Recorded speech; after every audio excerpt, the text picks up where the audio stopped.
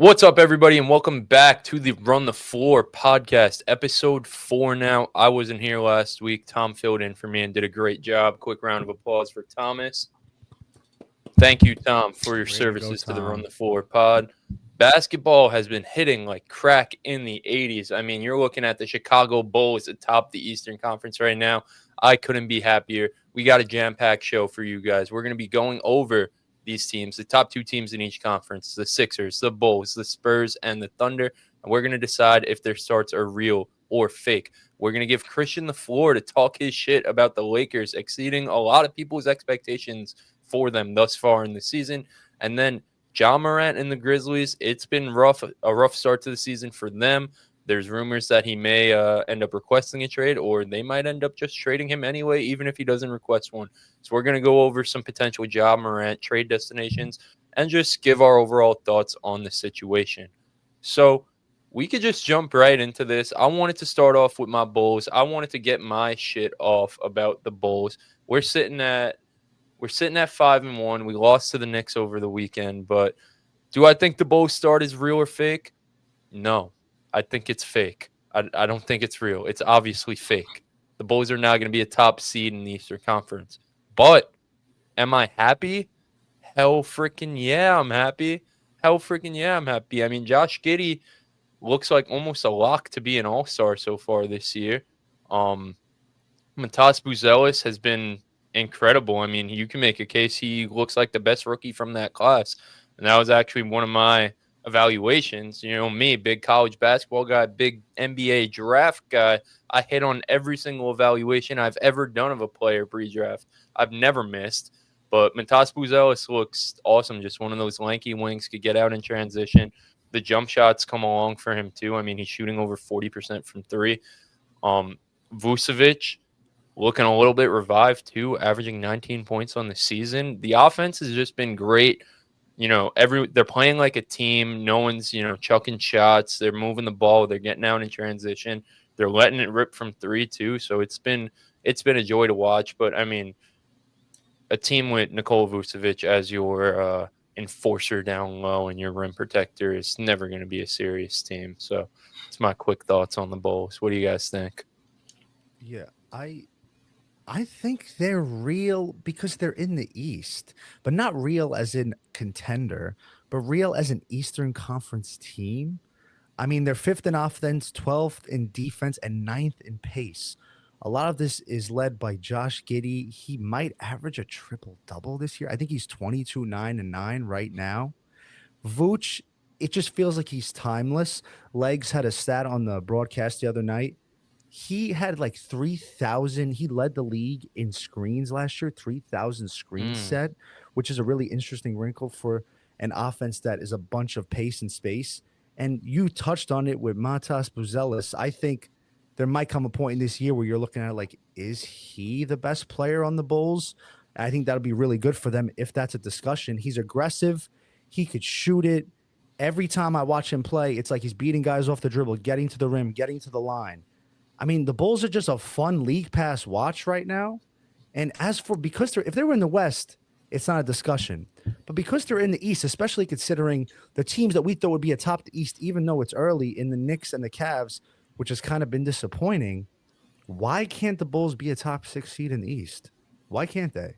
So I think it's really interesting, and we're going to see how this season plays out for them. Shields, what are you thinking, bro? Yeah, for sure. I'm looking when I look at the Bulls, I will have to say that I do think this start is fake. Ultimately, like as a team, I just can't see it being sustainable. But I do need to give credit where credit's due. In a way, this is one of those situations where like this is a team, they're not going to shock you on like the standings by the end of the year, but you can call this season a win because you got what you wanted out of it. You got to see a potential star breakout. You got to see what you have from your young players. You had like a renaissance year from like a veteran who could potentially like get you a trade package down the line or really just be good for the culture in the locker room. It's a win for all the things that you brought your roster together to do. When you look at like Josh Giddey, for instance, his defensive rating, everything is just so impressive. you know, I got to give him credit. His defensive rating right now is 113.9. Like that's a small sample size, but that's pretty good. His defensive rebound percentage is 57%. Like these are all really good metrics for a guard, you know? So it's like I do feel for a guy that, like, mind you, was a couple years ago, we would have said, yo, he can't guard anybody. You know, legitimately one of the 10 worst defenders in the NBA, no matter which way you cut it. I also, like, when you watch the games intangibly, you see how much better as a finisher he's been. That used to be a very big problem earlier on, like an odd problem considering he's 6'8". But, you know, he did not have a reputation for being like a really good finisher at the rim either, that he's cleared up this year so far. So, you know, overall, like a nice showing from the Bulls, but, you know, obviously fake. Yeah, I mean, I'm looking at it right now. I mean, we have 7 guys shooting over 40% from 3. Granted, one of them is Dalen Terry, who's only played in 3 games and plays 3 minutes a game. But 7 guys shooting 40% from 3 is very, very, very impressive. I mean, Vucevic is shooting 54% from 3 on 4 attempts. That's just insane, but also it's just so unsustainable. It's just so unsustainable. Like the more he shoots and the more shots he gets up as the season goes on, that number's obviously going to go down. But I mean, yeah, you hit the nail on the head to Shields about Josh Giddey. Like you got to keep the main thing the main thing. Talking about basketball, throw that out there. Talking about basketball, he has improved immensely. And like you look at his stats, you're kind of like, this is who Josh Giddey's been. Like he's always been a guy who could flirt with the triple double. I mean, this year right now he is damn near averaging a triple double, but it's just the improvements in the small areas, like you mentioned, the defense, the rebounding. He's gotten stronger, you know, going up there with the trees, and then just as a creator, he's gotten so much better with knowing when it's time to score and when it's time to pass. I mean, he's averaging 22 points this season. That's the biggest jump from him. He's a guy who, coming into the league, it was kind of like, will he ever be a 20-point per game scorer? Will he ever be able to be that efficient with the lack of a jump shot? And I mean, he's fine-tuned that thing. Again, shooting 40% from 3 this year. I don't expect him to be a 40% three-point shooter for the course of a full season, a full 82 games. But, I mean, if he could be around league average from 3 with his passing, with his rebounding, the way he sees the floor, like, that's huge for this team. He's a building block for this team. And it's like when we went out and got him, granted, again, there was a lot of other outside shit going on with Josh Giddey, but when we went out and got him, I was over it. You know what I mean? I thought it was just to get a guy back in the Caruso trade. I wasn't happy about it. I didn't have high expectations for it. I honestly thought he'd be gone going into this year, you know, with his restricted free agency. I thought there was no chance he would play well enough for the Bulls to want to bring him back. But I mean, for a year and 6 games, he's been the best player on the team. So it's huge, like as a Bulls fan, kind of knowing we have actual building blocks, because I haven't felt like that in a few years now. Obviously, you know, Zach and DeMar were great, but those weren't guys who we were planning the future around in a way. Those were guys for the present. I know, like, Josh Giddey's going to be good for a couple years, and he's going to stick around. Matas Buzelis is going to be good for a couple years and stick around. You got glue guys doing their job. I mean, Patrick Williams isn't who he was supposed to be at the 4th overall pick, obviously, but he's been solid. And at the end of the day, you're at least going to get decent defense from him at worst, which is huge, especially when you have a guy like Josh Giddey who isn't a lockdown defender, you know, running the show, and a guy like Vucevic on the back end. And you got a guy like Io and Trey Jones, these guards coming off the bench who push the pace, who play smart, don't turn the ball over, and, you know, share the rock. So they've been a joy to watch. And I think you hit the nail right on the head with that. Like, the bottom line, Chicago's kind of fun to watch. Like, if you're a Bulls fan, post the D Rose teams that were making those runs, there hasn't been much to get excited about. Like the DeMar DeRozan, Zach LaVine Bulls teams, like they had a clear ceiling on them. Everyone knew they weren't doing anything. To have a young guy that's 23 years old and a guy like Buzelis who's 21, like it gives you some hope for the future. The Bulls got dunked on when they made the 1-for-1 swap Caruso and Giddey, because at the time it was like you couldn't get more for Caruso, you couldn't get a pick. And they're kind of looking really good. I think that was a win-win trade for both teams. Giddey was redundant, obviously, in Oklahoma City. They didn't need more ball handling or things of that nature, and they got what they needed. They won a title. And Chicago got a guy that could be their star of the future. So they do deserve credit for that. And I think the bottom line for Chicago, it's a team that people can put the TV on and watch and say, wow, this is some fun basketball, which is something you couldn't have said for the last couple of years.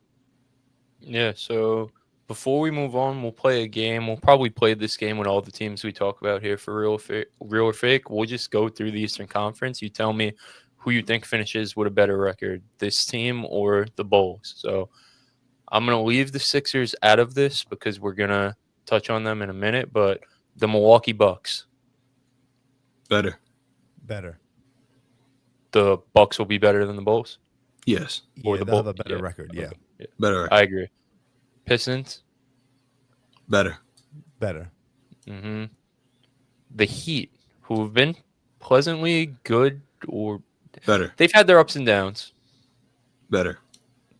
That's close for me. I did say Chicago could end up maybe in the top 6. Now you're naming the names. I'll say Chicago will have a better record than Miami. So when you look at it, that's the team who they're going to have to edge out. That's probably who they're going to be fighting with for that 6 seed because, I mean, the next 2 teams here are the Knicks and the Cavs. I'm sure we're all taking the Knicks and the Cavs. Yeah. I'm going with Miami, man. I'm going with Miami simply because, yeah, they've had their pitfalls, but like I'm not gonna dig too deep into them. But like if you're turning on the TV and you're seeing what Bam Adebayo is doing right now, it is undebatable. And this is without like them playing with a full health team. Like Bam is anchoring a top 5 defense while averaging like 20. I think it's like 29 and 5. And Bam is shooting threes this year. He's shooting 36% from 3. Like with reasonable volume. He's about 8 a game. I think he's putting up 8 a game right now. Yeah, like this 36% from Bam. This is not like I'm picking Miami. Without even having seen like the team at full strength yet, and he's doing that, I'm picking Miami.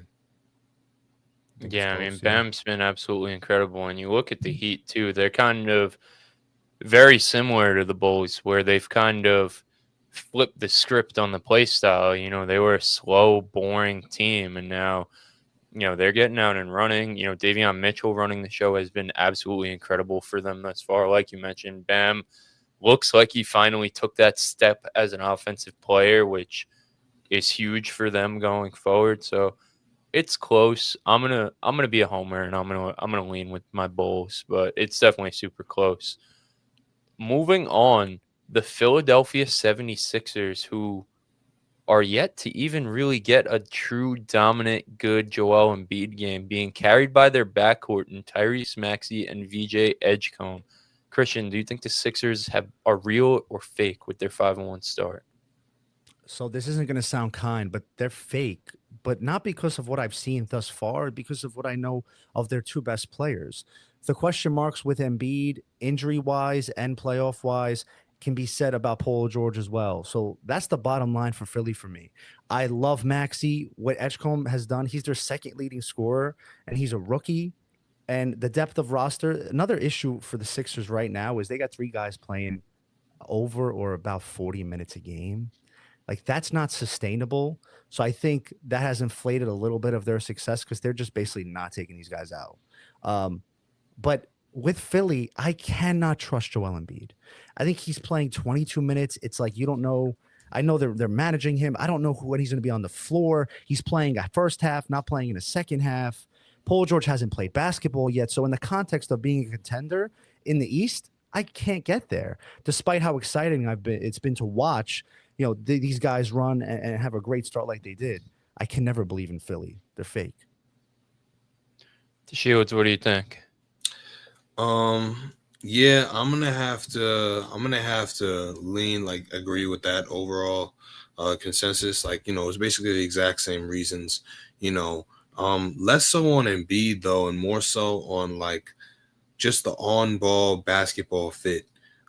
Even if Embiid is playing minutes, I think that when you really have the best version of Embiid, That involves getting him the ball a lot. And I kind of like, even with Embiid playing 30 minutes a game and in the perfect world, I don't want to change too much of what they're doing, or I don't want to get Embiid more involved at the cost of losing what VJ and Maxey are doing. I kind of like how aggressive they are, how comfortable they are, kind of just like having like a freestyle offense. You're seeing Maxey really poised, like getting everybody involved, being more of a point guard, which a lot of people a couple years ago said he wouldn't really be able to do, but he's doing that. I like the blend that VJ and Quentin Grimes have right now.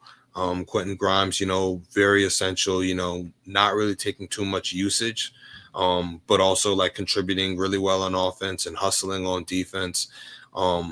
Adding Paul George to that, I don't think would be that big of a deal, but adding Embiid to that and trying to get like the peak Embiid that everybody's used to, that would be tough. Because obviously Embiid is not going to be this defensive behemoth on that team. So like any extra that you get from him would be on the offensive end. So I think that like it'd be tricky to try and not lose what they have right now and add him. And for that reason, I'm gonna say fake, because they're gonna do that. But I don't like, and once they do that, I think that's where they lose it. I think this is real. Man. I kind of like hinted at it in our preseason stuff, but I wasn't bold enough to actually make the claim. But I mean, this is the best roster Joel Embiid's played on, bar none.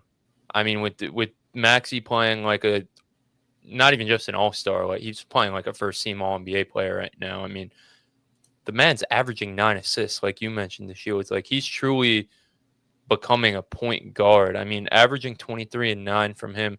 His assists went up and his turnovers are down. Granted, only slightly down from 2.4 to 2.3, but his usage is obviously up, and being able to be more of a facilitator while protecting the basketball has been super impressive. You guys mentioned VJ. I mean, he comes in and he looks like a 15-year pro. I mean, the man's averaging 25 and 5 with lockdown defense. He's been incredible. The 3-point shot, which again I alluded to when we spoke about it in the preseason, like he wasn't the best shooter in college, but the mechanics were there. Do I expect him to be a 40% for three-point shooter? No. Like obviously all these stats we're going to mention today are skewed because we're 6 games into the season. Most of everything we referenced today is not going to be sustainable.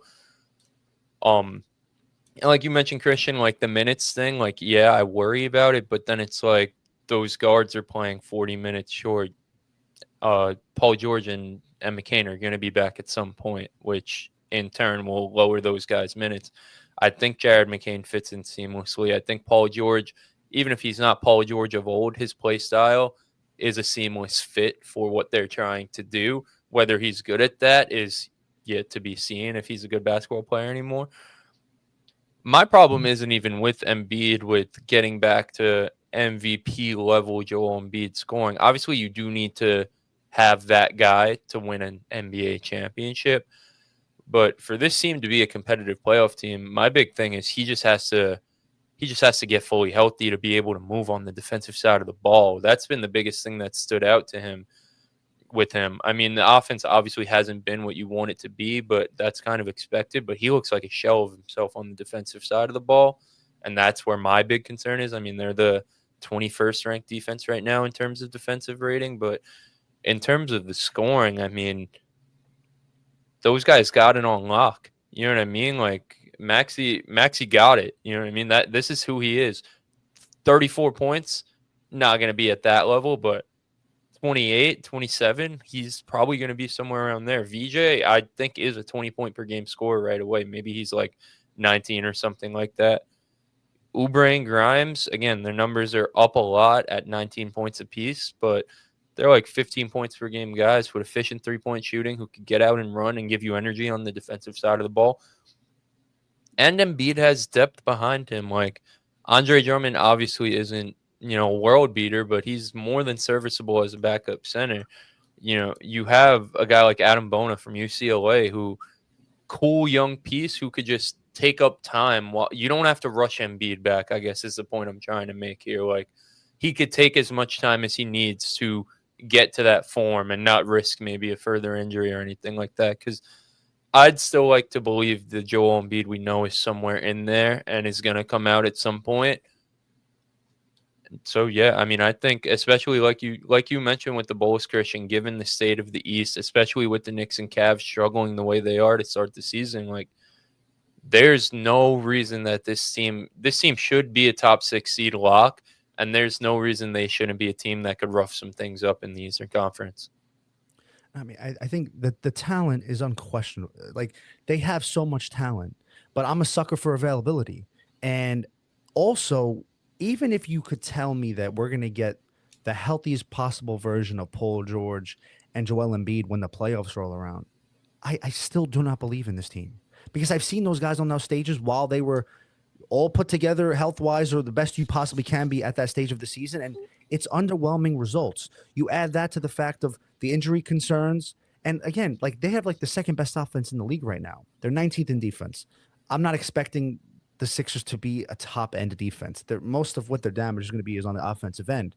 But it's just not enough for me, even considering they're in the East, to trust a team with those two guys. That is where it starts and stops for me. Yeah. My counter to that, go ahead, Shields, go ahead. I was gonna say, yeah, I completely and totally agree with that. But I'll always say, like this will always come up. Anytime somebody asks me about like a contending team or a team's chances of winning, the first, second, and third most important thing is making sure that your play styles fit. You have to have guys that like have ceilings, which when everybody's at their best, they can line up.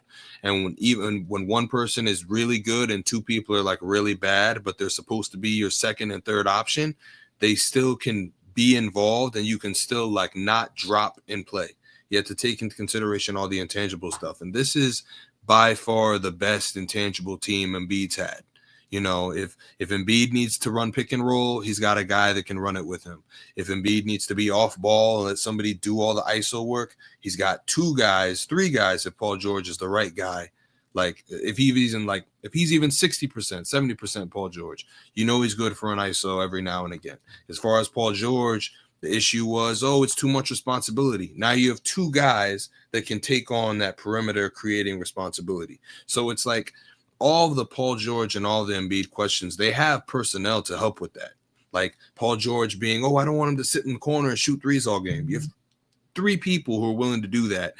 2 people that are like more than willing and will most likely shoot at least 38% or more just catch and shoot attempts between like Maxey and Quentin Grimes. So it's like you have people, you know, like am I a full believer in the Sixers? No, but they're not like they've shown me enough where like I'm not just gonna take a paintbrush and be like, nah, the same problems are gonna hit them and they're a first round exit. They're a team that if I'm one of those top guys, like when we were talking about top guys, if I'm one of those teams, the Sixers are on that list of teams I don't want to see, along with Miami. Like forget Atlanta. Atlanta is the team that dropped out of that conversation, especially with Trae Young's injury that just happened. The Sixers took Atlanta's place as that team that people don't want to see. Like that showed me. That's what I'll say. Yeah, no, I agree. And I think back to your point you made before about, the play styles clashing and shit. I think we've seen Embiid play with a point guard who kind of thrives in a pick and roll style offense before in James Harden. And it worked until it didn't work. But it didn't work because of, Embiid, you want to call him a playoff dropper or whatever, I can't argue that, but you also put him alongside another playoff dropper. Those are the results you're going to get, early playoff exits. I think Tyrese Maxey again, though, with Paul George, not Maxey, but Paul George. But yeah. Right, that's where things get interesting because I Paul agree. George doesn't need to be the second best player on this team. I agree. Shit, he may not even need to be the third best player on this team. And with a guy like Tyrese Maxey, I mean, we talked about it a few weeks ago. Like I'm so in on Tyrese Maxey, not just the player, but Tyrese Maxey, the big game player. I've seen it since his very first game at Kentucky. He's a big game player. He steps up when his name is called, and I think that's something that Embiid has not had in his entire career next to him. I mean, you go back with Ben Simmons. The closest they got was with who? With Jimmy Butler, who is cut from that cloth, and that was the closest they got. See, now I think that was the best team that he's played on, if I'm being honest with you. That was the I would closest. disagree with that. That was the best chance they ever had, in my opinion. I would have to disagree with that one. It depends how healthy these guys get. If Embiid and Paul George like get healthy enough, then it But could be a conversation. This version of Embiid, I believe we're too far gone with that, in my opinion. Because the health is just, he probably has the biggest health risk in the entire league. Like, this guy almost was like, I might not play anymore. Him and Kawhi are vying for that. But I mean, Kawhi's playing right now and he looks pretty good. But he has the degenerative knee issue. Embiid, it's just like, I don't know. You guys seem to be banking on the fact that Embiid can get to that level again and stay there. I have no belief in that. I haven't seen that. So I think like the whole reason why I'm hit on them is that he doesn't need to. He just needs to be a little bit better than he is right now. Like, I think it just needs, like, it's almost like we were talking earlier on. We were talking about LeBron, right? And how LeBron doesn't need to be this 27, 28 point per game guy. I don't think Embiid needs to be that anymore either. I just think he needs to be like a solid, like, take advantage of what you can do, right? Put in a little bit more points than you're putting, get a little bit more on defense than you're giving, which you can be. Like, they just adjust the defensive scheme, have him be like an anchor. Like, it's just, you just have to be a little bit better. I don't think he needs to be MVP level Embiid. I think that's the whole point of this. So I think that's where we disagree. I don't like my philosophy, especially for the playoffs. You need your best players to basically be at close to their best, whatever Embiid's best could look like right now. Like with the LeBron discussion, through 82, I understand that he's playing next to Luka Doncic right now. But in the playoffs, whatever the Swiss Army knife version of LeBron looks like, he's going to need to be at close to the best version of that, because you can't win in this league at a high level with a bunch of meat on the bone left on the margins here. Like, you need your top guys to be top guys. We don't normally we never see teams play mediocre basketball and their stars play mediocre and they make deep runs. It just doesn't happen. You have to be at your best. So I think that's where we differ here.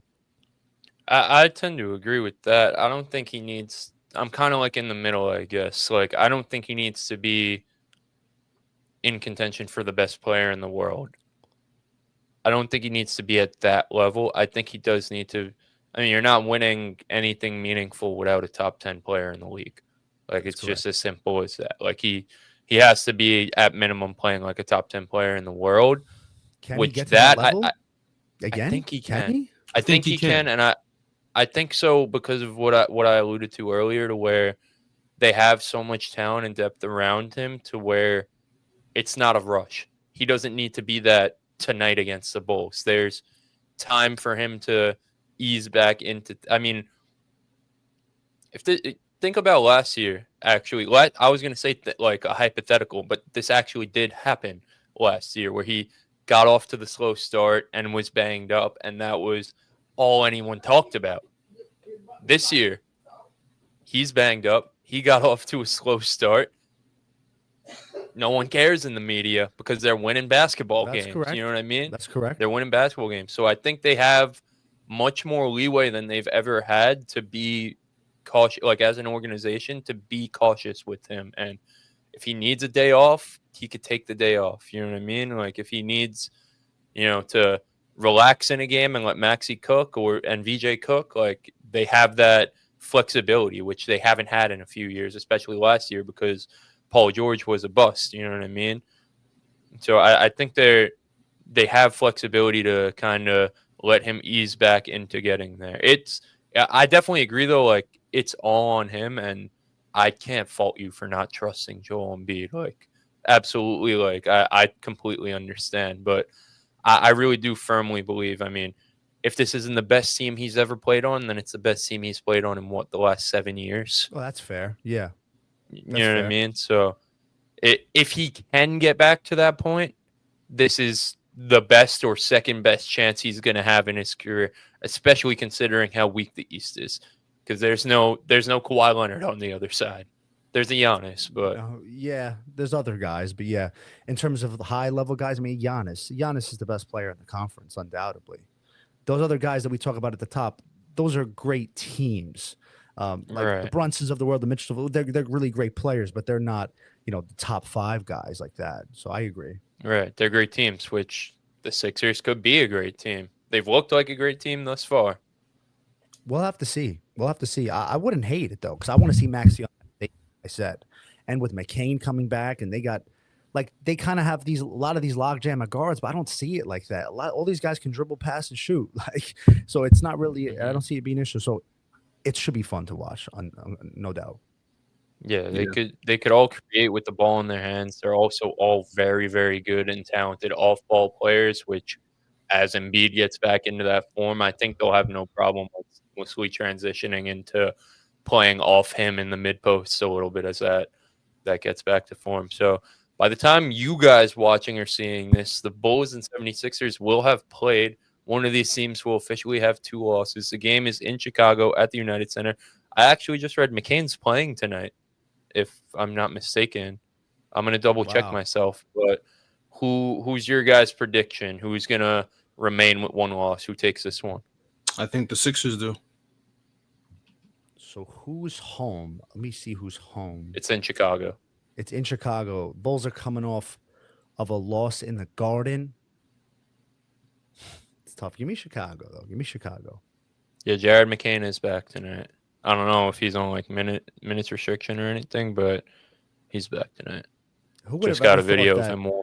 Who would have ever thought that a second week matchup between the Bulls and the Sixers would be the top 2 teams in the conference, and would be much watched TV? Exactly. For sole possession of the first seed. That's something. Yeah. Right there. Yeah. I Right. wanna Moving on. Good. Yeah, I want to pivot since we were just talking about best teams. I want to pivot to talking about OKC, and namely, there's a player in particular I really want to talk about a lot, and that's Isaiah Hartenstein. Right? Not the name I know you guys expected to hear, but definitely we got to talk about Isaiah Hartenstein and how essential he's been to like the Thunder maintaining this undefeated record so far in this season. Like, most teams, you lose your second best player, you take a dip, right? You lose your third best player as well, like you probably like suffer and nobody would blame you for it, right? But OKC has weathered the storm, and that just has to do with like there's just strength in numbers approach to playing, and Isaiah Hartenstein is like at the top of that. I mean, rebounding ridiculously well. Last year, you saw him like being utilized uniquely offensively, where they almost had him running point almost. They bring the ball up, they pass the ball to him at the top of the key, and almost like a Horns offense, and let everybody else redirect from there. And they've done that a lot, but we've also seen SGA playing also a little bit more like a point than we've ever seen him playing like recently as well. But like you really see just how beneficial Isaiah Hartenstein being a good passer, having that floater to his game has been to like this team. It helps so much. It adjusts, even if he's not the one scoring, it drags people out of the paint, which allows their role players like Wiggins and stuff to go in there.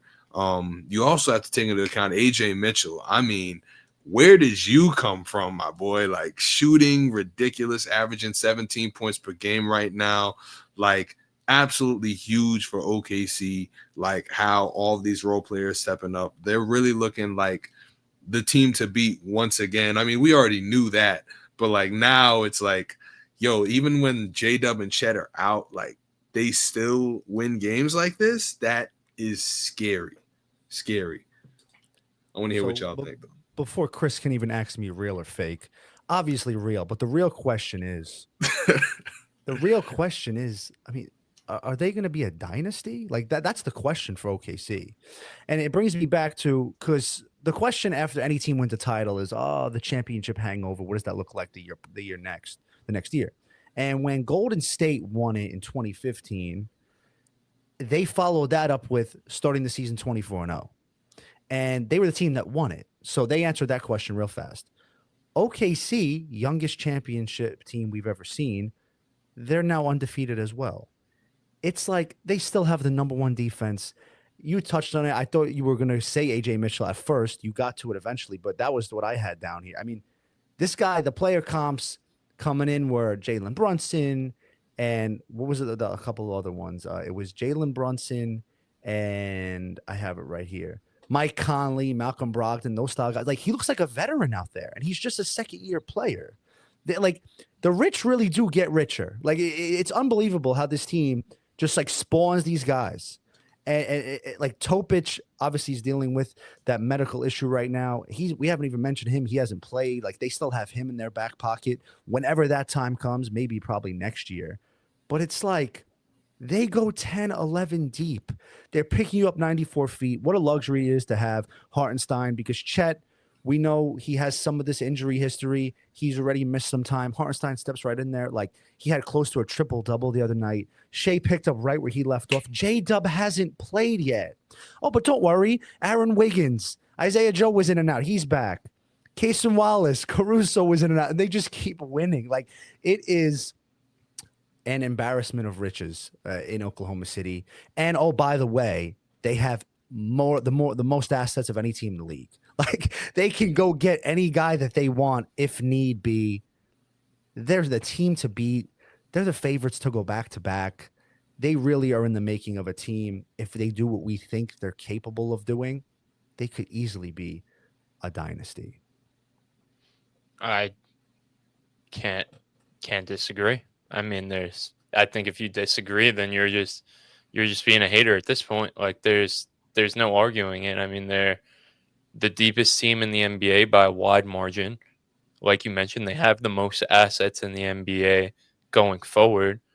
I mean, what Sam Presti has done, especially with all the changes within the NBA and the CBA and, you know, the way money moves around nowadays, what he's been able to do and put together is just, it's otherworldly. I mean, they're by far the best team in basketball. Like it's kind of embarrassing if they somehow don't win the ring at this point.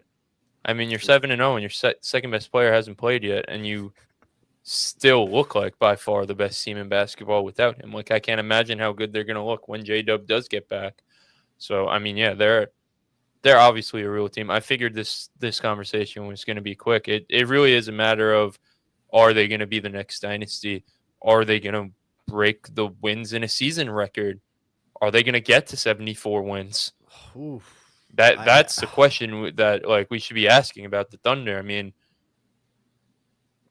they have everything. You know, they're going to start blowing teams out too as the season goes on and they get healthier. But even in these close games to start the season, like the basketball gods have been on their side so far and helped them out in these clutch situations. And it helps when you have the best or second best scorer in the entire NBA on your side, especially in clutch situations. He just, you know, the first two games of the season too, against Houston and against Indiana in those double OT games, it looked like he kind of got off to a slow start. And then that Indy game, I mean, he ended with freaking 50 points. Granted, he got 10 extra minutes to go get it, but like as the game goes on, he's seemingly getting better and better. And that's all you could ask for from your best player. When the going gets tough, can you step up and can you get better? So they've been absolutely incredible. I'm telling you, man, like a special shout out to Sam Presti. Like we haven't even seen like the best of him, but this is a guy that drafted 3 MVPs. Like people forget, like he's super young, but he's been there since like KD and Russ. Like he's like, and this is like, and he's still like a very, very young GM. Like he's got a lot of time. Like this is a guy like they're gonna name the GM award after him by the time like he's done cooking up. Like literally, if not already, like one of the best GMs of all time. Like crazy to say, but like he drafted 3 MVPs, and that's not any of those guys who he won a title with. Like, that's so it's insane. It is insane. It's nuts. I mean, it's absolutely nuts. It's like if you can point to any flaw with OKC or any kind of like, we're really nitpicking here, but it's like the half court offense when it gets bogged down and it's like, all right. But J-Dub answered that question in the finals. We saw him with that big 40-point game. That's the only thing you could really point to say if there's ever such a thing. So in terms of matchups, like I don't know who's a bad matchup for them.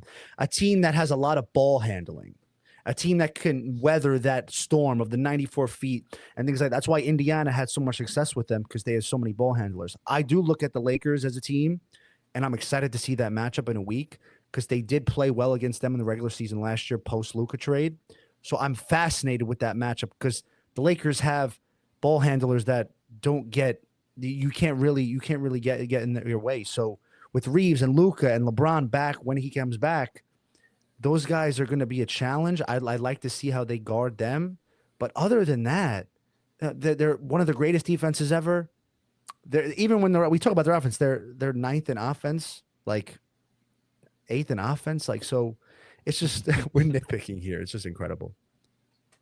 Yeah, I mean, they're far and away the best defense in the league so far this close. season in It's not terms of close. defensive rating. Yeah. Yeah, I mean, they're incredible. They should find their way back to the NBA Finals once again.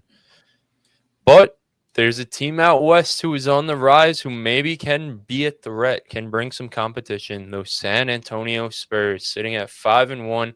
And I'm pretty upset that O'Sleazy's not here because his bold prediction was that the Spurs were going to go to the Western Conference Finals. So I would have loved to hear what he had to say here. But what are you thinking, DeShields? Are the Spurs real or fake? I'm gonna have to go with fake, buddy. Like I don't believe in it. I don't believe in it.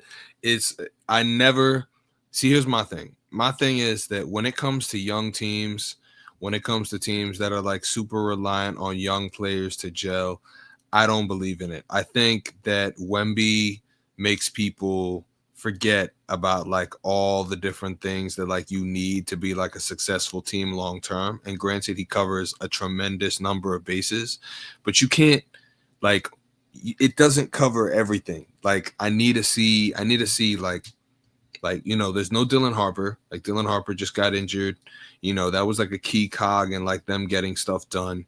Stephon Castle looks really, really good.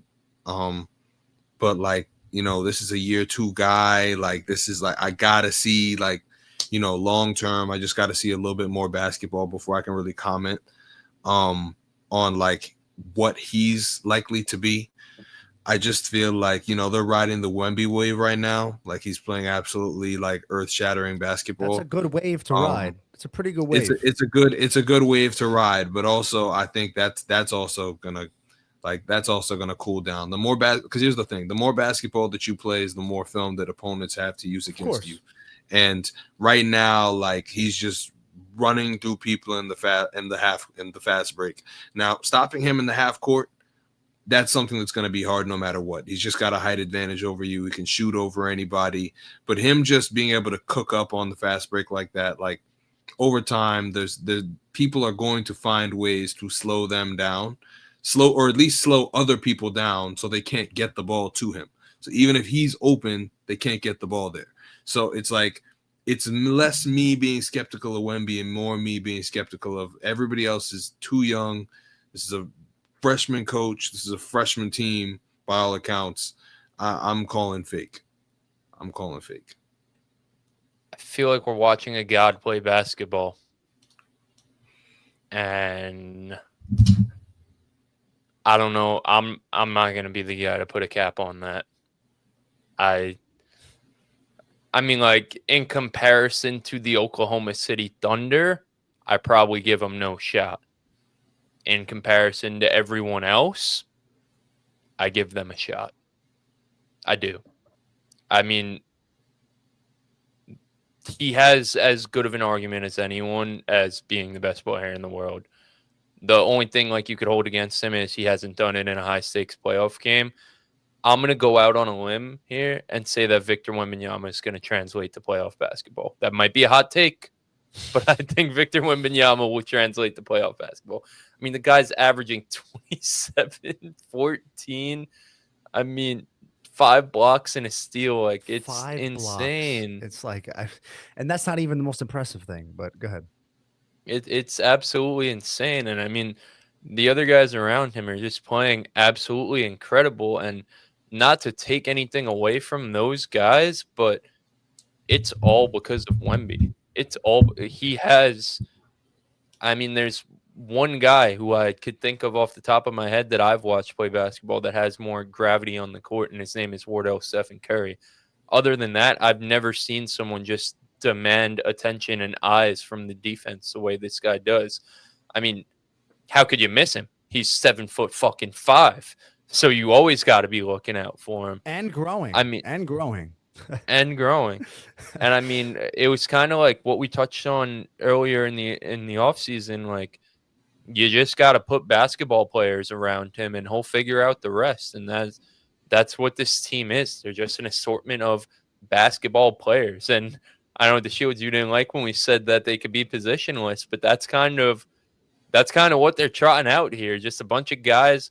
I think they're just, I'll call them wings / guards, tall guards, I guess, whatever it is. But I mean, they're doing this without a true lead playmaker. And I know De'Aaron Fox isn't a world beater in terms of his playmaking, but compared to what they got going on right now, to have a guy that's that caliber of a playmaker come back to be able to play alongside Wemby and put him in more advantageous situations is a scary, scary thing, because it feels like scoring wise, Wemby's doing this all on his own.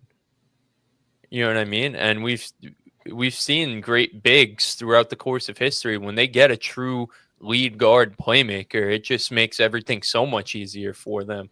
And Fox is, as we all know, more than capable of a scorer in his own right. So I mean, I think losing Dylan Harper for a couple weeks definitely stinks, but Fox should be back at some point. And I mean, to be able to do what they've done thus far without him stepping foot on the basketball court is super, super scary. Do I predict they're going to go on a deep run? Probably not. But I'm definitely changing my tune of where I was at a couple weeks ago, where I thought it was kind of impossible. I just feel like with this guy at the center of it, you can't rule anything out. I definitely understand. We're in agreement. I mean, it's like they're real because Wemby is real, and you can't put a cap on that. Like, they're not real to win a title this year. I don't think they're going to make the conference finals either. But, like, who knows, right? Like, 4 of their best 5 players are guards. I understand that's kind of imperfect. We haven't seen the Fox Wemby thing yet. I know it's kind of, we're talking about this after Wemby had his worst game of the year. He scored 9 points the other night in Phoenix. Phoenix got into his base. They doubled him. They frustrated him. He kept bringing the ball down. They were stripping him. He struggled. So, like, listen, there's going to be nights like that. He's still young, but ultimately with Wemby, like, there is nothing that you can do consistently to get to stop this guy. They're second in defense right now. They're 10th in offense. Like, that's not bad. I know they're youthful, but that's something that's a nice foundation to work with. So, again, what I saw, Obi, you weren't here. The opening night against Dallas, there was a moment in that game where he blocks Lively, comes down, tween, double behind the back, step back, 3 and 1. It's like, that's a guy that has potential to be something we have never seen before. That's the hardest thing to do when you're building a team as a franchise. How do I get one of those guys on my team? That transcendent generational guy. They have one. So who am I to put a cap on that? I saw a 22-year-old make the finals in 2007, and Wemby is the best guy, phenom prospect since then. So we don't know what this might look like even 4 to 5 months from now. We see how he started the year. Wait till they get their guys back. Wait till him and Fox get reps in the pick and roll and start figuring things out. People are really, I think they're just forgetting about Fox completely. Like, do we remember what Sacramento did not too long ago? And he was playing next to Sabonis, who in his own right is a different player. And he's great. He's great. But Wemby is all-time transcendent, like, go trajectory great. So I know they're young, but if we're looking around the league, youthfulness, I mean, OKC was young last year. Indiana was relatively young. It's like these guys are good early, better early than we've ever seen. They're real. I'm not picking them to come out the West, but can they upset a team in round 1? Yeah, if the matchups break their way. And after that, anything can happen. It's Wemby. Yeah, and I think the point you made a little earlier, Deshil, it's like, as they get more film on him, like, they'll be able to try some things, but it's also like, how do you game plan for him? You don't. How do you game You plan don't. for him? You don't. Like, and I'm It's sure Phoenix put together a good game plan the other They night. Like, I did. will give them credit, but also I think a lot of it was not to take away from them, but just a bad Wemby That's performance. true. no doubt. My biggest thing about the Spurs is just it's less like I said, it has less to do with individually him and more to do with just like their recipe. Like their first game against Dallas, don't get me wrong, that was an impressive game for him to be able to do that against Anthony Davis, Lively, and Gafford, like a defensive front court that like most would say would probably have the most success against him. But that's a team that like also has their own questions that they were working out. How are they, especially on the offensive end? And when you have questions about the offense, like when you're over there giving like them countless fast break opportunities because your offense is not really clicking, like it's going to be easy for like, especially like if you have Wemby just running the fast break the majority of the game, like he's going to stop a lot of possessions all on his own. And then the few opportunities you get, it's not working. Like he's going to run the table against you. But like, I don't like how close the game was against a team like the Pelicans. I don't like them like almost letting the Nets come back. The Raptors, their center like rotation, like their center is Colin Murray Boyles at 6'7", and I don't like how close that game was until the very end when the Spurs started to pull away. And then these back-to-back, the game against Miami and the game against the Suns, like these are not teams that we're taking seriously, and these are teams that are like competitive to a point, if not like a blowout win solely because of Wemby, right? And I don't like that when I talk about like the Spurs. I'm not like, this is less about Wemby is not fake. The Spurs are fake. Yeah, I That's think we'll have a better game. Like their schedule, it picks up. Their schedule here. is kind of light. It, It it's picks gonna up pick. here It picks up here. So I think this is a good discussion to have maybe in a couple of weeks to a month from in a now. week, or Yeah, two. Like I with the think Lakers next, the Rockets I after. agree. I I agree like with that. that. I And think then though. I think where we differ here is like I think Wemby is such a force multiplier, and Obi spoke to the gravity thing. It's in a different way, obviously, than Steph, but he demands so much attention that his presence alone just uplift guys around him. And it's not because he's like an all-time great passer or things like that. It's just there's so many eyeballs that he demands. And you have to send multiple guys at him. I mean, as a vertical spacer, it's like you just throw the ball anywhere near the rim and it's like there's a lot more to it than just you understand obviously who Wemby is. I don't have many questions around the other guys because again, they're not finished products yet. And they're only going to get better. They're so youthful. So it is a belief in Wemby for me. And I do want to see what the Fox Wemby duo looks like for a sustained amount of time before we actually start talking about them seriously in terms of title contention. But they do have assets. And when you have a team that young, the sky is really the limit when you have a guy like that at the top. Yeah, 100%. I mean, if you want to like nitpick with them, they're definitely not a top tier shooting team. No, which is something they should definitely monitor through as we approach the trade deadline, as we get closer to that. Like I'm just looking right now, based on the standings right now, like a great guy for them to go get for the low. I know it's been rough for him thus far, but I mean, go get Klay Thompson, man. Go get Klay Thompson and put him next to Wemby. Play 15 minutes a night, shoot some open shots that you're going to get, playing next to a guy like Wemby, or like even like the Wizards. Like go get a Chris Middleton from the Wizards. Just go get like a veteran guy who is an established shooter in this league, because that's definitely where they struggle in terms of their 3-point shooting as a team. Other than that, though, like as a unit, I think they mesh so well together. Like they're to me, like they're gonna be a top 5 defense. That's their 4. If Wemby's healthy, that's their 4. And then in terms of the offense, like I don't know what their rating is right now as a team, but I just would have to assume that goes up. I mean, they're the 10th best offense right now. I'd have to assume it goes up when Fox gets back. I'd have to. Fox is too good of a player, especially compared to what they have going on right now. Like Fox's skill set is almost exactly what they're missing. they're missing a guy who can be a go-to scorer next to Wemby. They're missing a playmaker, like I alluded to earlier.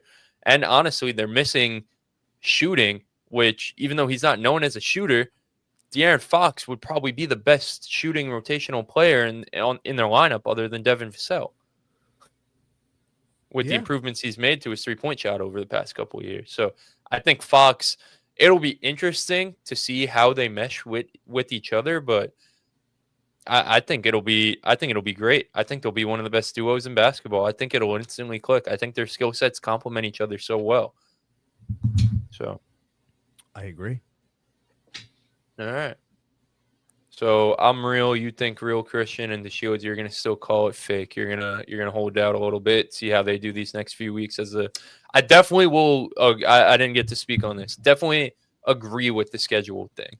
Yeah, it's not something that I push back on, but like they haven't played anyone. Like I definitely acknowledge that. I'm definitely watching when they start playing some real comp over the next few weeks. And my opinion on this could change if they can't beat a good team. But moving on, another team that didn't make the cut for the real or fake because they have more than one loss, but they've been great, sitting at the 3 seed in the West as we stand right now. Christian, your Los Angeles Lakers riding a 4-game win streak as of the time we're recording this. So I guess the question just is, are the Los Angeles Lakers true NBA title contenders after 2.5 weeks of the NBA season? They are. They flatly are. This team, first of all, what they did last night was one of the most remarkable wins I've ever seen a team have. Second night of a back-to-back.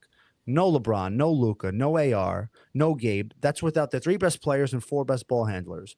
Went into Portland, top defense, on a back-to-back, on the road, and they beat them. That Portland team beat Denver and Golden State in just the first week and a half of the season. This Lakers team, it's a new era in LA now under JJ Redick. For so long, the Lakers' identity was, we're going to go get that superstar guy and we're going to pair him with another superstar guy, and that's going to be our recipe for success. Post Jerry Buss passing. That's what it was. And that we saw that with LeBron and AD. And when LeBron and AD played, things looked great. When they didn't, the wheels fell off the bus. They had no chance. When you're watching these teams that we've talked about for years, these healthy franchises that have systems in place, it doesn't matter who's playing. They run their stuff and they play hard and they compete. That has not been possible in LA in the LeBron era. Now I'm looking at a team under JJ Redick who built a culture and an infrastructure. They play hard every night. It's a next man up mentality. This is something that's instilled and built over years in franchises. But the Lakers have had so much turnover with wrong hires, wrong trades, all of those things that has not allowed them to have a runway to build something like this. They have a depth, the Lakers, of basketball IQ and obviously potent offensive production. They're going to have maybe the best offense in the league this year when everyone gets back. Right now, they're 7th in offense, and they've had everyone in and out of the lineup. There's been no stability. It's been constant in and out, injuries. They've been decimated thus far. The Reeves leap. I mean, Reeves was great last year. He's a 20 points per game guy. He comes into this year. I mean, the first week of the year, it's like, this guy, is he a top 15 guy? I mean, he's going to be an all-star this year, right? Like, he took a leap that I don't think many people were expecting. The Luka MVP thing. We talked about this before the year started. Scorched earth, revenge Luka. Like, that's what we got. This guy, he scored under 41. He's still averaging over 40. It's like, this is unbelievable. DeAndre Ayton with his revenge game in Portland last night. Marcus Smart, Jake LaRavia. Like, the Lakers have depth. I haven't been able to say that. And again, it is early, but they've had this level of success with a tough schedule, no LeBron, Luka missing half the games, Reeves out, Gabe out, Ayton in and out. No, like Maxi Kleber, we don't even know if he exists. Like, I cannot believe that this Lakers team, with all of the different iterations we've seen, and this is, by the way, dating back to last year, because last season, before the Luka trade, AD was out. And the Lakers were winning. They kept winning. Max Christie in and out. Reeves, is he a point guard? Like, they have been able to win over this 10-month stretch with different iterations. And that speaks to the infrastructure in LA. So if there's anything to be excited about with the Lakers, above all else with the winning, it's the fact that they could show up on any given night and no matter who's in the lineup, compete and even win games because there's a system and there's an identity and there's a culture in Los Angeles. Yeah. Yeah, I mean, good, Shields. Yeah, so there's 3 teams in the NBA right now that have a win streak of 4 games or more. That's the Lakers, OKC, and the Rockets. And I think like going into this season, like we were talking about, obviously OKC is the reigning champs, and obviously the Rockets were a team that I felt like a lot of people were saying were one of those go-to teams. The Lakers are riding a hot wave right now. Like, you know, definitely not a team you would have expected to be third in the conference right now with that 6-2 record. Definitely not a team you would have thought would have gone far, especially after the news of LeBron being out with sciatica. And then obviously like Luka going down, you know, definitely would have thought that they would have struggled a little bit. But they really have employed a next man up mentality on that team, playing like really well, like hustle. Like they have a lot of like JJ, you know, I have to give JJ some credit. Definitely a coach of the year candidate early on.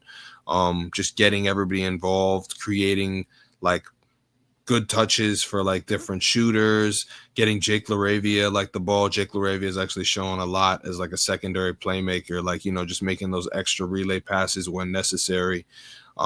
Utilizing DeAndre Ayton offensively in a way that like he didn't really get utilized like that in Portland last year. You know, really showing like it's a good signing so far. Like if he continues to play like this, you know, definitely an interesting team to look at down the line. Just, you know, overall, just a nice cohesive Lakers performance so far.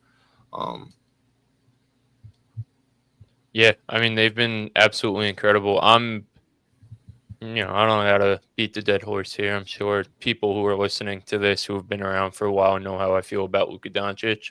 Whenever you have Luka on your team, you're going to have a chance. It's just as simple as that. Playing, I mean, again, he's only played in 4 games, but playing some of the best ball of his life right now. The Austin Reeves stuff is awesome, and I don't think anyone saw it coming, like you said, Christian. And I'm very curious to see what LeBron's role is when he comes back. Not saying that LeBron isn't going to be great. LeBron will be great in whatever role he's asked to play. But I'm curious to see. I don't think JJ words. I'm looking at Austin Reeves, and him averaging 30 points per game isn't what stands out to me. It's the 9 assists. It's the 9 assists. That's what stands out to me. What Austin Reeves has been able to do as an initiator, as a playmaker in the pick and roll, in transition.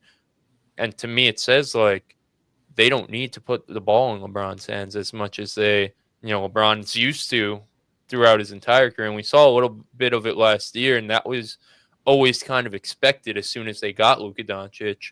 You know, LeBron could kind of play off ball, kind of play more of a power forward role, kind of similar to how he played in Miami. You know, obviously he's not as athletic as he was at that time, but a similar role to that where the ball was in Wade's hands. You know, they trusted Chalmers with the ball, that kind of thing. And then, the thing that like you probably point out with the Lakers is, are they going to be good enough defensively? But I think LeBron comes in and he becomes the rock on the defensive side of the ball. I think LeBron is too smart to see, and we could talk about this. There's some rumors going on. Oh, LeBron doesn't like what he's seeing. You know, Reeves is going to need the ball too much. Luka's going to need the ball too much. He's requesting a trade to Dallas. You know what I mean? LeBron's not dumb. LeBron is the smartest player who's ever played this sport. Honestly, LeBron sees what's going on right now. He's licking his fingers. He's salivating at the mouth. He's foaming at the mouth, honestly. Like, wow, like I don't need to take on that big of a role offensively with the ball in my hands. I could just go out there and be me, get out and run, play great defense. Like, it's not all on my shoulders. This is the dream. This is the dream for LeBron. Yeah. So I'm very curious to see how JJ deploys him. But whatever it is, however it is, whatever the split is in terms of how those 3 are going to share the ball, it's going to work. It's going to work. It's LeBron. it's the most nonsensical thing floating around right now is how does LeBron fit in with the Lakers? They're doing this without him. Like, what are we talking about? LeBron's the greatest Swiss Army knife in the history of the league.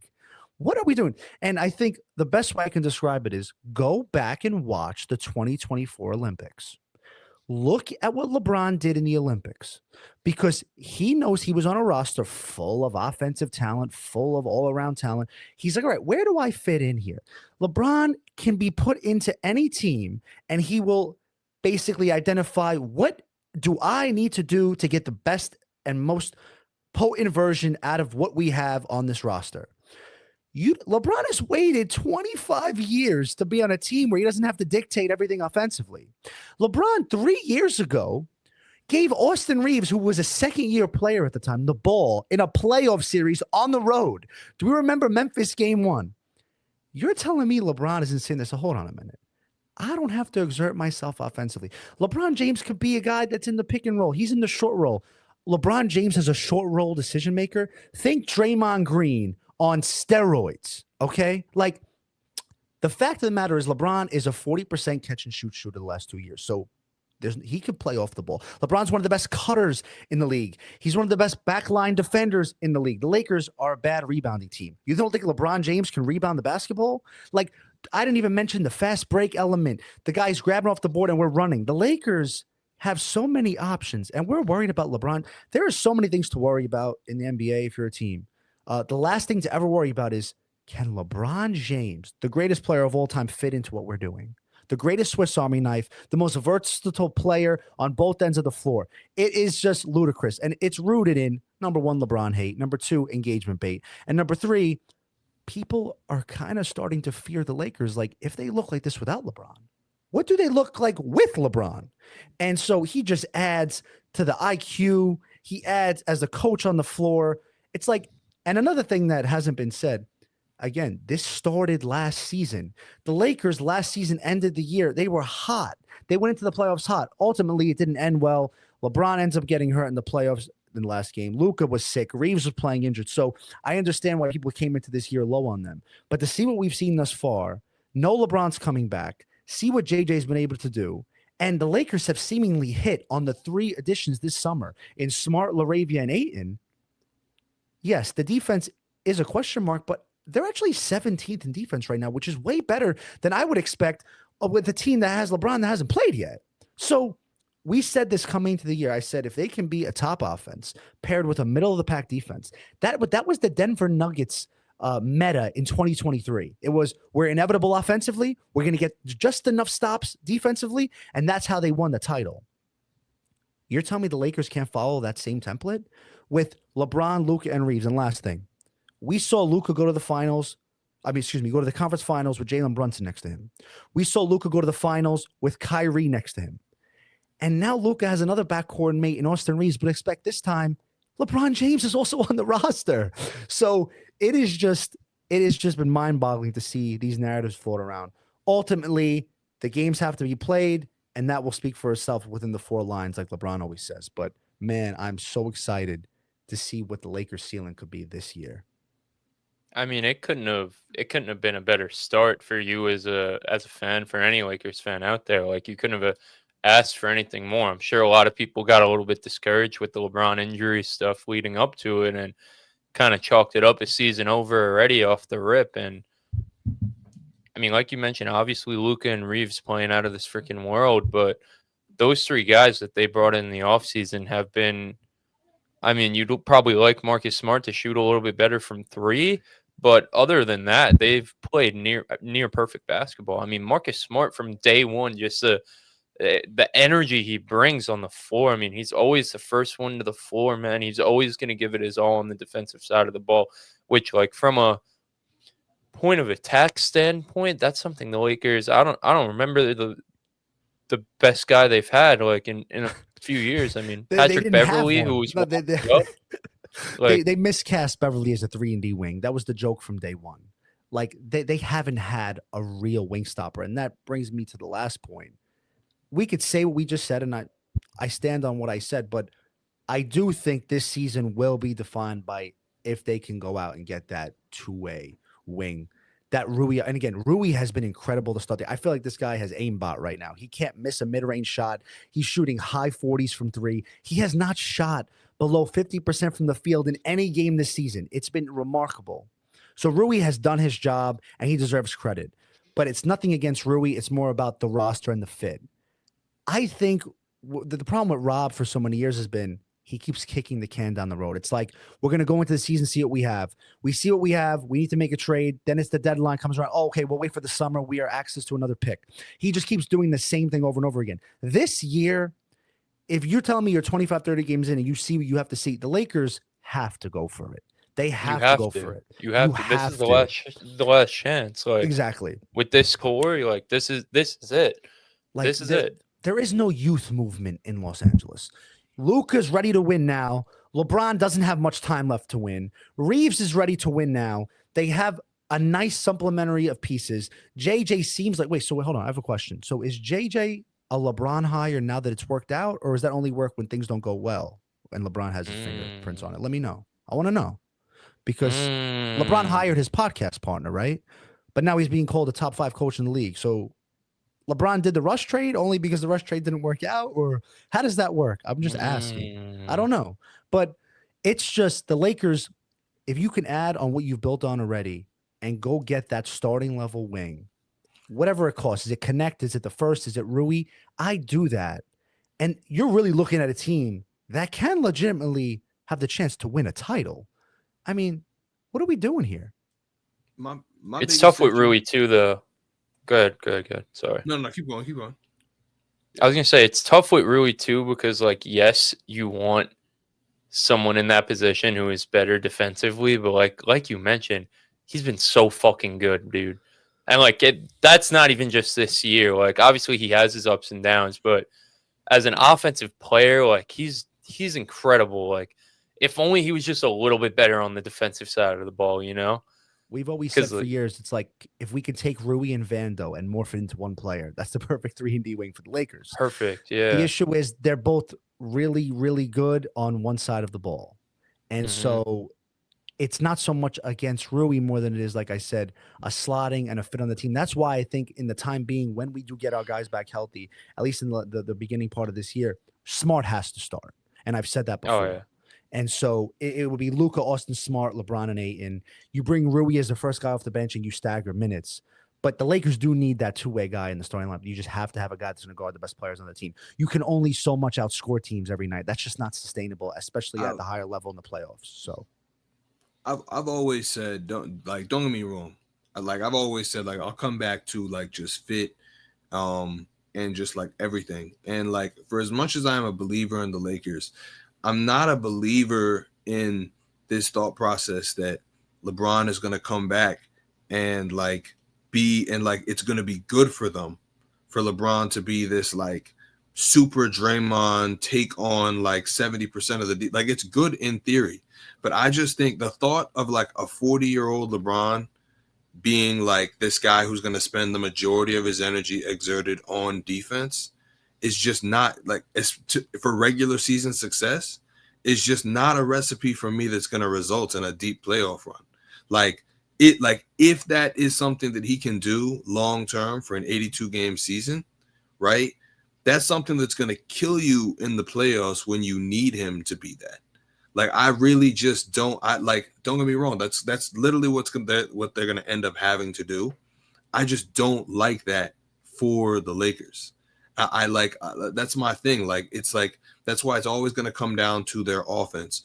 Is their offense going to be so spectacular that no matter which way you slice it, right, they are going to outscore whoever they play. Even when Shea gets a bunch of free throws, can they outscore them? Even when you have Amen Thompson forcing people into an inefficient defensive game and Sengun's hooping and KD's hooping, can they outscore them? Because the whole thought process that LeBron is going to be this defensive guy, it's good. And IQ wise, I know he's capable of it. Physically, I know he's capable of it on a day-to-day basis, but I don't like that for all 82. And I don't like that you have to give up something valuable to your team right now to get a guy who can help him do that all 82, because that's literally what a Wiggins trade or any 3-and-D trade would be doing. It's to help LeBron do something that ideally you'd want him to be able to do years ago.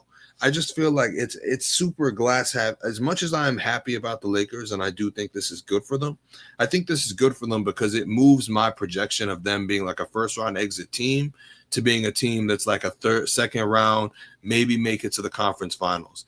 But as far as being like a real conference finals threat to anybody, like, and not like a sweep in that second round or third round, like, I just think that that's hard to do with the LeBron and Luka duo.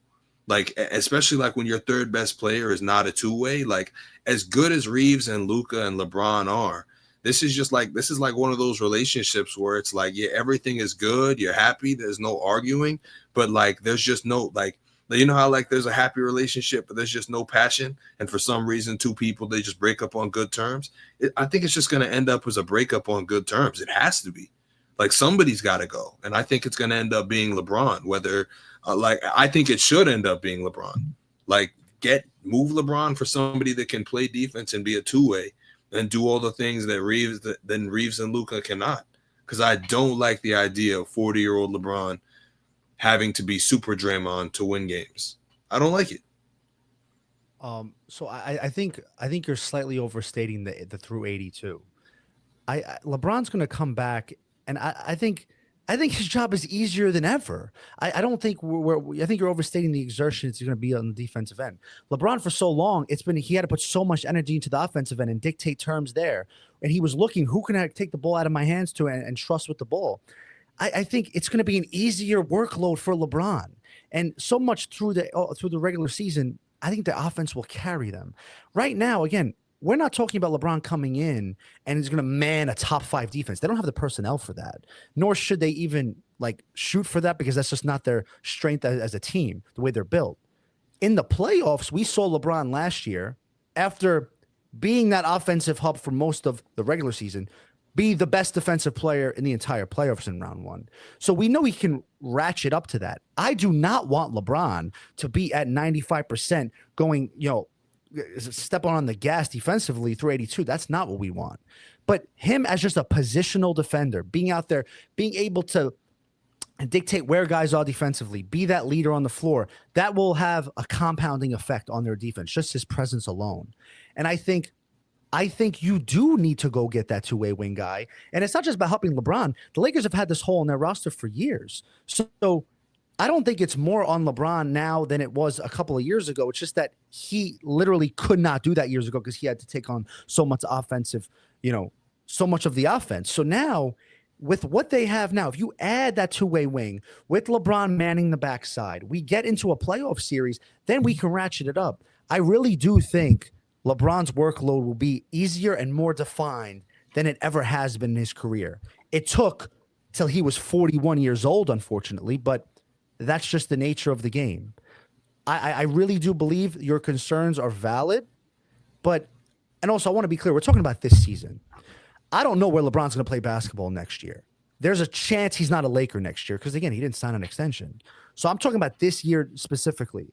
I also don't believe that a team gets better when you lose LeBron James. So if the Lakers, let's say, want to make a trade, it'll be hard. He has a no trade clause. He'd have to agree to it. There's a lot of things that would have to work out. I'm not sure trading LeBron's salary and bringing guys in is going to make the Lakers have a better chance to win a title this year. So everything I'm saying in mind is LeBron, Luka, Reeves as your 3, depth of talent, two-way wing. You hope matchups go your way. You hope shot luck goes your way, and we'll see what they can do.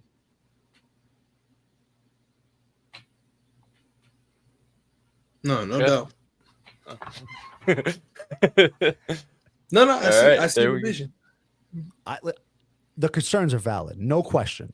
But when the pendulum is, and there's such high variance, I'm going to take my chances with LeBron James and Luka and Austin, opposed to turning a dollar into, a couple of quarters, if you know what I mean. No, I completely and totally understand that. I just think like the version of LeBron that I've seen over the past couple of years, and just logically, like, it would be better for a team to stack up your defense and let LeBron commit his energy fully to offense than to do the reverse. I think with the way basketball is played right now, him not being able to, him being, okay, less offense for you, bro, focus more on defense. I think that's just going to be, that's worse on his body than it being the other way around. Especially like when you consider like their center rotation is not that big. In the Western Conference in particular, teams are running more big lineups. You're going to be asking, they're going to put him in positions where he's going to have to be more against physical players. And I think over the course of the regular season, like that's a lot to put on him. And I think like you're going to find by the end of the year that like that could be a lot, which is why like I think the offense has to be pristine. So I think that's just going to be a lot. I understand that. I'll put a button on it here.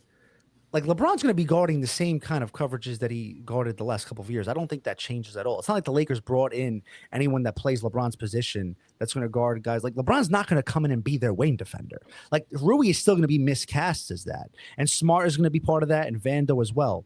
LeBron's going to be guarding the same guys. He's going to be guarding the corner man just as much as he did last year, this year. It's just offensively, I also don't think LeBron's going to come in and be like an 18 points per game scorer. I know many people think that's going to happen. That's not going to happen.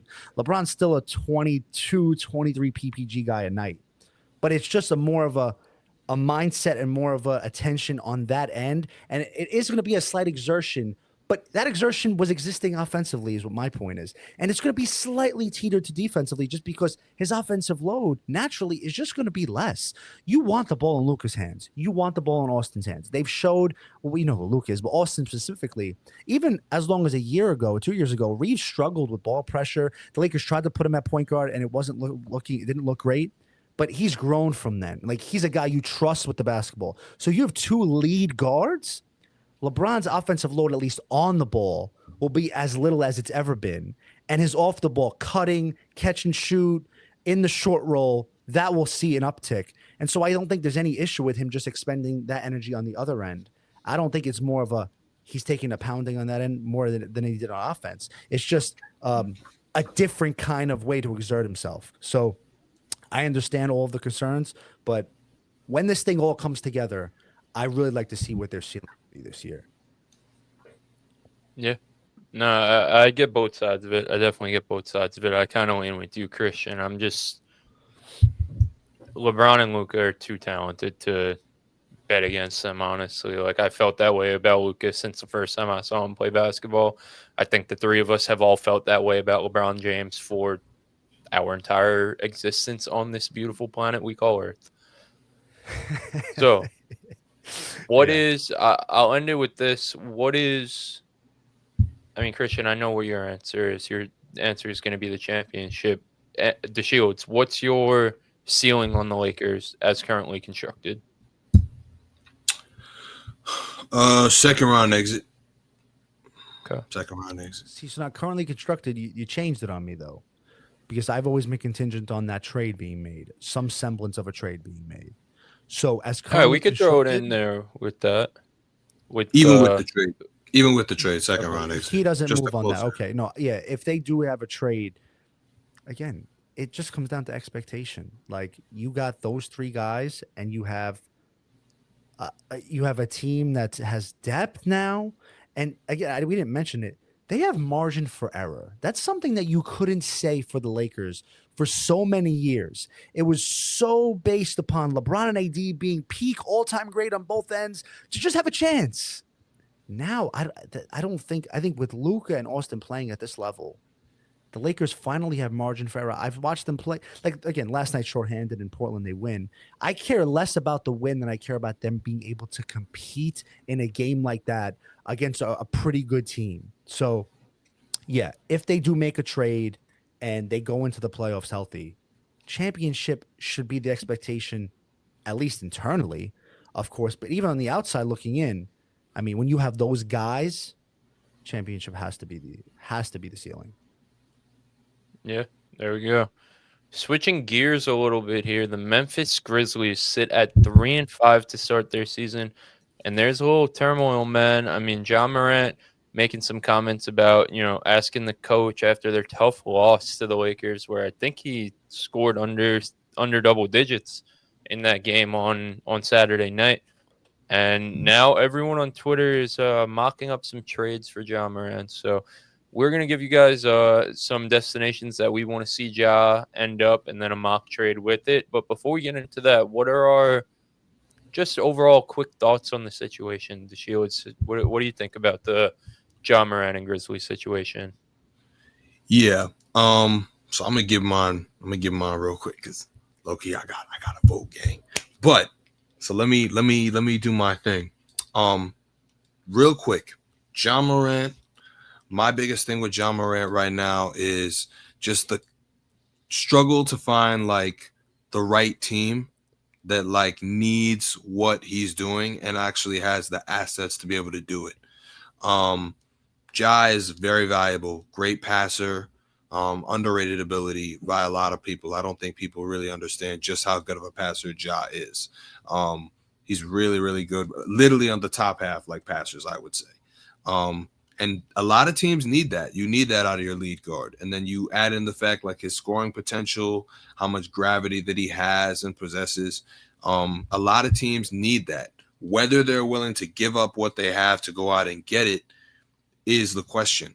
I feel like there's teams that really need that skill set.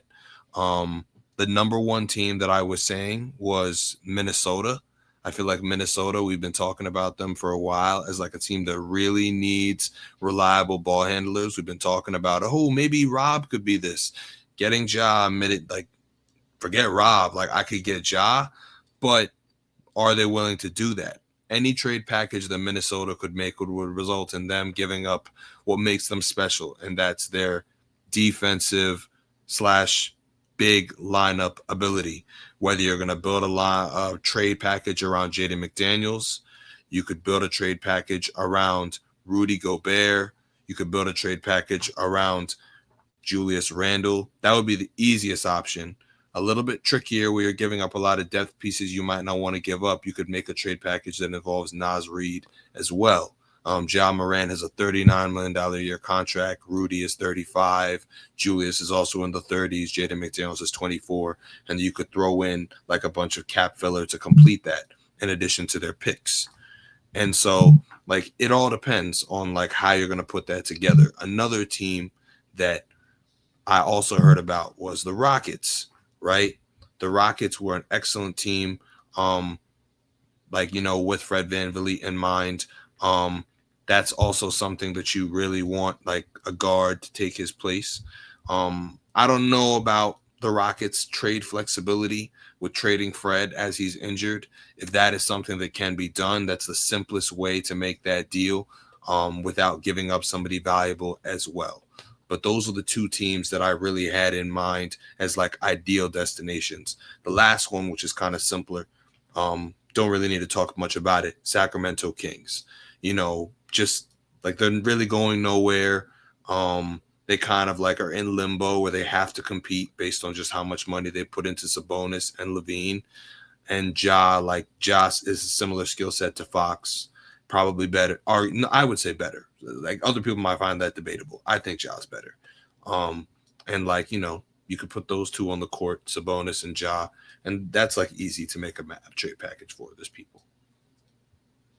Yeah, a lot to unpack there. Yeah. No, you're good. You're good. The Wolves one is interesting.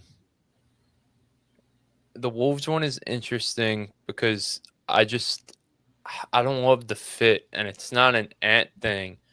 It's a Ja playing next to those two big men. I don't love Ja being in the pick and roll with Rudy Gobert. I don't love Ja playing alongside Julius Randle as well. I mean, those are three mouths that need the ball in their hands. And I get it. The Timberwolves need ball handling, but I think Ja Morant's a guy who needs the ball a little bit too much for what the Timberwolves are looking for, if that makes sense. And we've seen with Ja time in and time out, when he doesn't get his way, he's going to make it known that he's not happy about not getting his way. So I feel like that's just the Timberwolves, coming off 2 back-to-back Western Conference Finals appearances. I feel like that's not what they need, if that makes sense. Yeah. And then, good. Go ahead. Houston is interesting though. Houston is interesting, but I don't think you can't trade hurt players though, I thought. Or is that only like an NBA 2K thing? I've heard depending on the way the contract is designed, you can. But it's all, I think the biggest issue for Houston is like just how rigid their cap is elsewhere. If they can't move Fred, they can't do the deal because it's either Fred or Jabari. And like, I mean, granted, Ja might not get moved until closer to the deadline anyway. But like, just if hypothetically we're talking about him getting moved right now, the only person they can move right now is Fred, right? They can't move Jabari until after like a certain date. I can't remember the exact one because Jabari just got extended. And that would be the only person that they could trade because I know they're not giving up Sengun or KD to do that, obviously. So like it would be a while before they can really put together something otherwise. I mean, it's a no-brainer though for them. If you could replace a player who's not going to play for you at all this year for a guy who will play basketball for you, that's a no-brainer. And then what was the last one again? The Kings? Kings, yeah. I like that one a lot. It will get interesting with how all those dudes fit together, but I mean, for the Kings who have nothing really going on in terms of like future outlook, why not? What do they? Why have to not lose? take it? What Right? Why not take a chance on Ja Morant, a young their point team guard who already has makes, been great? Their team makes no sense. So, Right. Yeah, It's like why not? So yeah, out of the 3 you brought up, that's probably the one I like the best for them, for like fit wise. So I think all those are interesting, but I'm going to read a quote right now. This is Mark Spears on NBA Today talking about the Ja Morant situation. So 4 of the execs I talked to today said they really have no interest in trading for him. One said it was because it's a combo of a contract and off the court issues. Another suggested that if Ja is traded, it'll probably be a problem star for a problem star. I asked one current NBA coach if he would like to coach Ja Morant, and he said, I'm not sure I'd want to. So that's just kind of the state of what a job market looks like. And again, this is just one report, one guy, but he talked to guys around the league. I'm not shocked by that, to be honest with you. But I do think talent always ends up getting the nod over whatever a guy is going on off the court or on the court or in the organization. We always see these guys find homes. I think it's unfortunate what happened with Ja, some to his own fault. I mean, if you points per game, again, it's just one thing, but it's normally indicative for, stars on the come up like he was. I mean, this guy, as of right now, he peaked in year 3. That's not ideal. And it's kind of gone down ever since. Last year, we saw he wasn't happy with they were running their offense. They went away from pick and roll. They were doing a bunch of spread, pass, kick, cut. He wasn't a fan of that. He wanted to maintain the pick and roll game with guys like Triple J and Zach Edey and all of that. So I don't really have a team for you. I just have an overall kind of, I don't know how many teams is going to say, you know what, I want to deal with that. He hasn't held himself in the best way with the media. We obviously know the off the court stuff is well documented. He is a great talent. He's uber athletic. I do have similar worries with him that we saw with Derrick Rose because, albeit he's past what Derrick Rose has done, but the guys that are those twitchy athletes, they live in the air. It scares me with the injuries. He's always airborne. It's a lot of stress on the lower body. So I think there's so many question marks with Ja, but he will find a home if Memphis does, end up going down that route. But it's not as robust as you would think when a guy like him becomes available, is what they're saying right now, at least. No, yeah, 100%. I mean, the post-game comments from the other day, like, just aren't in his favor. I mean, no executive and no coach is saying that and saying, like, yes, like, that's the guy, bring him in. That's exactly what we need. I had a trade. I definitely didn't draw this up myself. Like, you know what I mean? I'm not going to take credit for something I didn't do. I went to the old Twitter and I looked up Ja Morant trade, and this guy, I don't know how to pronounce his name. Quentin Alberti. Quentin Alberti on Twitter. He cooked up a ton of Ja Morant trades. Like there's like 6 of them here. The one that stood out to me the most was Ja Morant heading to the Phoenix Suns, and the Grizzlies acquire Jalen Green and Nick Richards. From the Grizzlies side of this, I'm kind of not even looking at it from their side. This isn't about them. Yeah. Like, I don't know if the Grizzlies would ever trade Ja for Jalen Green, but money-wise, it works out. And for the Suns, I mean, if there's a 2 guard that his game fits next to Ja Morant, it's Devin Booker. Can play off the ball, can play on the ball, can space the floor. Ja Morant, we know if he's not going to do anything, he's at least one of the 15 best passers of the basketball in the NBA. He could help facilitate for a guy like Devin Booker, who, we saw in years past when he played next to a great facilitator like Chris Paul, it helped his game. Obviously, Ja Morant isn't Chris Paul, but he's a great facilitator of the basketball. And, why not for the Suns? You know what I mean? Another team similar to the Kings, you got nothing else going on. Honestly, you're probably gonna get to a point down the line where Devin Booker is gonna ask out. Why not? It's never gonna work with Jalen Green and Devin Booker together. I'm sure that was never the end goal for them in Phoenix. I always thought once they went out and got him, he was immediately back on the block. So I think that makes a ton of sense for the Suns. Why not? Similar to the Kings one. No, that's a good one. The Suns are first in 3-pointers made this year, so that's great. A guy like that, the gravity he puts on the rim with his rim pressure, and also Matt Ishbia. I mean, this guy, he's all about stars. I mean, look what he did. He in the first hour of becoming the Suns guy, he traded the whole team to form a big three that would ultimately fail, but that does seem like something he would be interested in doing, and the basketball fit kind of makes sense. Surround Ja with some shooters, see what happens, and even Phoenix to start this year has been a really fun team to watch, which I wasn't expecting. They're really frisky. Booker wasn't shooting it well early, but guys like Grayson Allen, Royce O'Neal, Dylan Brooks hasn't really played much yet. Colin Gillespie, fantasy legend right now over the waiver wire, it's cooking it up. So Phoenix is a really fun team. That's an interesting trade proposal. Yeah, what do you think of that one, DeShields? Yeah, the Phoenix one, I like that idea. It would help them a lot. Obviously, I can't really argue with anything that you said. That would help Devin Booker a lot. That would make a lot of sense for Phoenix. As far as the Grizzlies, like I said, like you said, it doesn't really matter necessarily what they're getting. Ja's a big enough, everything that all these public comments is probably just not good for them. They kind of would probably like to just put a button on it and just reload the team. Basically, they kind of already gave up on the idea of a Ja-led team by trading Bane, because you were already kind of trending down that road by making that move. And Triple J is a guy that it doesn't matter who's run the best player on your team. Triple J's skill set will always be a value. So moving Triple J doesn't really matter. But moving Bane was kind of a sign that Ja's days were numbers, even before they even got to this point. Moving Bane was a sign that Ja's days were numbered. Yeah, for sure. You guys want to wrap this up? Do you guys want to go through all the trades that this guy had on his little Twitter here, and we could play a little game? We'll be in the perspective of the team receiving Ja Morant. Okay. And we're going to say yes or no, and if we do that trade.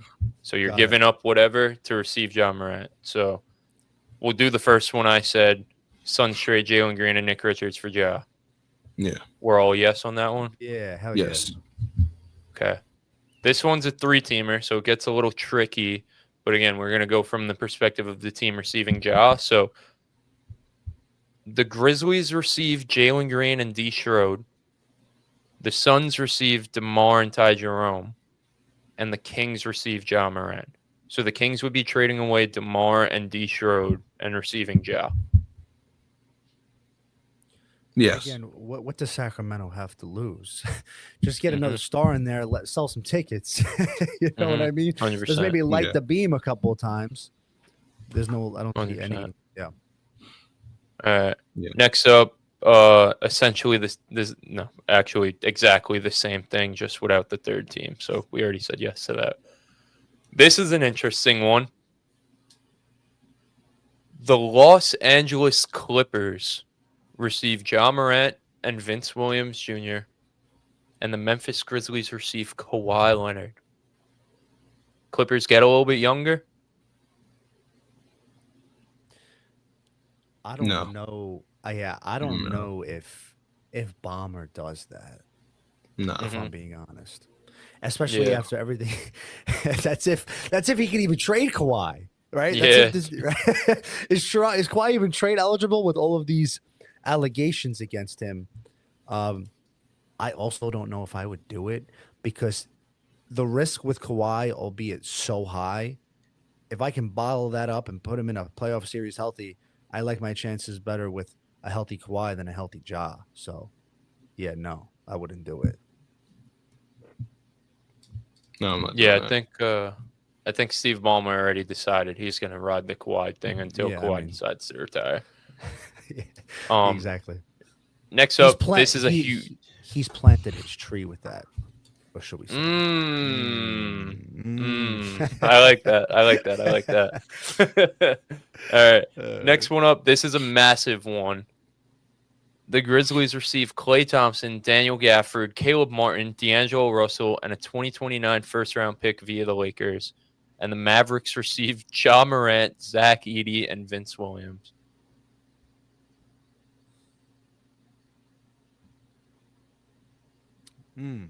What do we think, Tony? Run that back. Run that back. I'm trying to figure out. So the Mavs are trading away Klay, Gafford, Caleb Martin, D'Lo, and a 2029 pick via the Lakers. And they're receiving Ja, Edey, and Vince Williams. Yeah, I don't know about that. Like, I don't think like that. I don't know if I'm like a Ja Kyrie backcourt. I don't know about that, man. But what are they giving up that's really meaningful? If I'm like, Dallas It's isn't more like giving up- spacing issues. It's more like spacing issues and just usage issues. It's They like have spacing issues now. they have spacing issues now. I mean, yeah, but like now, like don't get me wrong, like Flag is like a less athletic, taller Ja, right? Like lesser passer, less athletic, like lesser ball handling, like everything that's attributed, like it's almost like a 2K player where short players can ball handle and tall players can dunk and finish better. Like Flag isn't even the better dunker and finisher. That's just his archetype. And then Ja is just better at all that, but just shorter. Like, and then you have Kyrie. Like, nah, I don't like that. I don't like that at all. Who picks up the phone and calls first? If it's Nico, anything is possible. Anything can happen when he calls. If he calls and picks up, I want that guy. You can take whatever you want. I want that guy. I'm not doing that. I think I'd probably say no too. I definitely get the perspective of like the Mavericks aren't losing anything there, but it's Ja's contract is a lot to take on, man.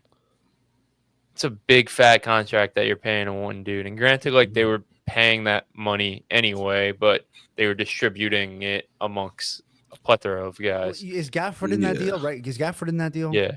Yeah. Like it's really Gafford for Ja, in my opinion, is what the deal is. Because D'Lo, give me a break. D'Lo is an own shit, yeah. Klay, it seems like, especially to start this year, it's been really, really rough. And Caleb Martin, I know that they effectively traded Grimes for him. We haven't seen much out of him, so yeah, I don't know, man. Yeah, I guess from that perspective, you got to do it. You changed my mind. Yeah, you got to do it. Wow. Okay. Yeah, if you're giving up scraps, I mean, you really don't want to give up a first round pick, but you gotta. I mean, because you're getting Edey in that too. But that's also the key too. That's what I'm saying. And I think Edey is. I'm high on Edey, by the way. I've always been high on him. I like Edey. After what I saw last year. I don't know. I don't think the Grizzlies do that. That's more the issue. Like I definitely. I don't think it's good for the Mavs, and the Grizzlies would never in a million years do that. Oh, Oh, yeah, 100%. The Grizzlies yeah, never do yeah. that. I was looking at just the Dallas lens. I didn't Yeah, say the yeah, other team would yeah. do it. Yeah. I And then wouldn't do we'll- it. Like, no, the other ones you said, I could see Memphis being okay with that. I cannot see them being okay with that. They would. Yeah, never. no, they'd never, ever do that one. And then we'll close this thing out with one of the teams that you mentioned, the Shields. The Timberwolves received Jock Landale, and Gigi Jackson, and they give away Julius Randle, Mike Conley, Yeah, and Leonard Miller. exactly. That I'm doing. That I'm doing. You're doing that? I'm doing that. I'm doing that. It's I don't working. think I am. I'm doing that. I'm moving Nas Reed to the starting lineup, and I'm doing that ASAP. I'm doing that That's immediately. I didn't think Immediately, I'm about the doing Nas that. Reed thing. Immediately, I'm doing that. Again, that's a team I don't that think went I'm to- doing that, bro. I mean, Julius Randle has been significantly better than Ja They just Morant went to over the back-to-back last 3 conference years. finals. I mean, it's hard to break up a core that just did that. And I know they Like, did I'm it with sorry, two different like- cores, but I mean, Randall. Yeah. Randall's just one. It's just one guy, right? Conley as an intangible veteran, definitely like a loss.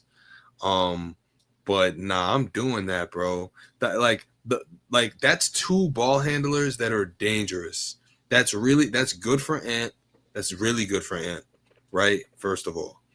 Second of all, that's really good for like their ceiling in terms of how they can play against teams that will try and take advantage of the fact that they have limited ball handlers. Like defensively, that's going to make them harder to cover.